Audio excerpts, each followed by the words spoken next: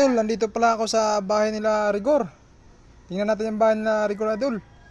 Ito si Rigor, Idol, oh, natutulog. Saan kaya si Lina? Tingnan natin, punta natin bahay nila Lina, Idol. Papakita ko sa inyo, Idol, ang bahay nila Lina. Ayos lang sa akin ito, Idol, oh. Mayaman pala sila Lina, Idol, si Rigor. Ito bahay ni Lina, Idol, oh.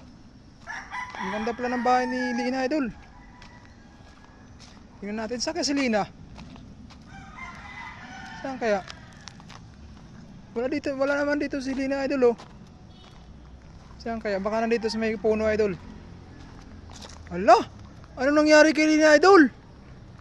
Ayan si Lina, Idol, oh. Hala! Ano nangyari sa kay Lina? Nasiraan na ng bait si Lina, Idol. Ang ganda ng damit na, Idol, oh. Hindi mababasa, Idol. Sako! Hala! Kawawal ni Lina, Idol. Idol, titingnan natin mukha, Idol, oh. Hala, ano nangyari to kay Lina? Rigor! Ano nangyari sa asawa mo, Rigor? Parang rabbit. Hala, magluluto siguro to, Idol. May dalang kaldero, Idol. Nasa ulo pa. Ito, Idol, bahay nila, Idol, oh. Nasiraan na ng bait si Lina, Idol.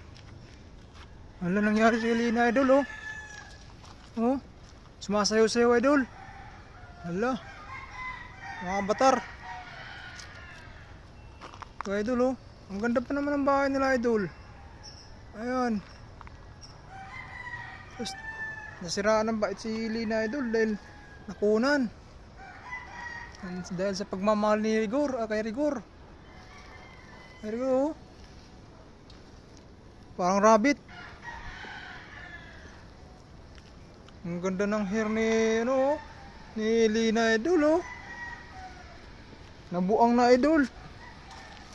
Idol, oh. Kawawa naman, oh. Idol.